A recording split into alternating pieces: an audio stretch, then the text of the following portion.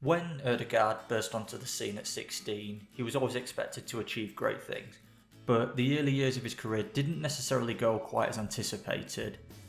There was still some success, but with a number of loans it was difficult for Odegaard to generate any consistency. But this season at Arsenal, he's been pivotal to a lot of their success and is a big reason as to why they're leading the Premier League now. And that's what we're going to focus on in today's video. We're going to take a look at why Odegaard has been so important to Arsenal. As always, I will leave timestamps and chapters below. I'm Coach Reese. Let's go into the video. To initially help us understand Odegaard's role within Arsenal, we firstly need to think about how Arteta's Arsenal have evolved. So firstly, we're just going to focus on the formation and really start to get an idea of Odegaard's pitch location and general function within Arsenal's system.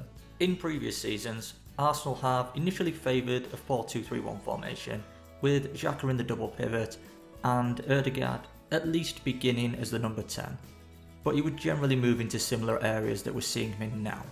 With Martinelli's introduction into the starting 11, the signings that Arsenal made in the summer and the change of Xhaka's role, Arsenal have moved to a 4-3-3, with Odegaard occupying the right A within Arsenal's midfield. Odegaard has been vital for a lot of Arsenal's success when in possession. His ability to receive the ball in dangerous areas and then release teammates potentially beyond opposition defensive lines has been vital for a lot of Arsenal's goal scoring and attacking potential. During build-up, Arsenal's fullbacks will generally begin wide before moving in field.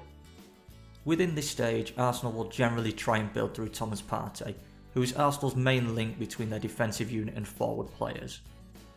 Odegaard's role during build-up is to initially begin slightly higher as the link between Partey and the forward players, with the intention of receiving the next pass beyond the opposition midfield line and continuing to move Arsenal forward.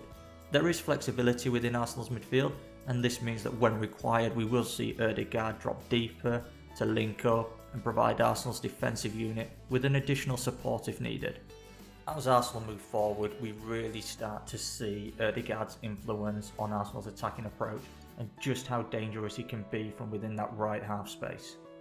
As Arsenal move forward, we see them move into their 2-3-5 shape, and this sees Odegaard in the forward line and positioned in and around the right half space and between opposition midfield and defensive lines. Once Odegaard receives the ball within the right half space, he will often look to release teammates into the box. This is commonly Saka, who's making a movement from within the wide zone. Odegaard may also look to combine with the striker or supporting players to dislodge the opposition's defensive structure. Within Arsenal's 2-3-5, a really important relationship is the wide trio that we see between White, Odegaard and Saka. How these three players coordinate and work together has been really important for a lot of Arsenal's attacking success. White, Odegaard and Saka are all comfortable operating in the three different areas, and this allows for a number of rotations available in order to destabilise and disrupt opposition defensive structures, and this allows for the trio to also isolate defending players. In order to increase the distance between the defending fullback and centre-back, along with increasing the space that Odegaard has within the right half space, White and Saka will use what we call dual width. Both players will be positioned in the wide zones, and this engages defending players, creating the opportunity for Saka and Odegaard to combine, releasing Saka into the area. Alternatively, Odegaard's position within the half space also provides the opportunity for Saka to isolate the defending fullback in a 1v1. This is especially important if Arsenal switch the ball from left to right.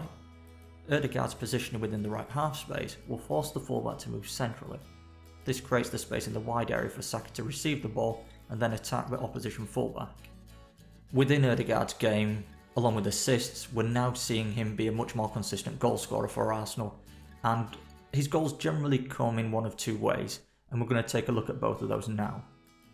As a left-footed player within the right half space, this presents a really good opportunity to take shots at goal. With Odegaard, what we generally see is him picking up the ball in the half space or even slightly wider and begin travelling towards the centre, across the defending fullback and centre-back before taking a shot across the goalkeeper. Alternatively, Odegaard will arrive centrally in the area to be on the end of a cross.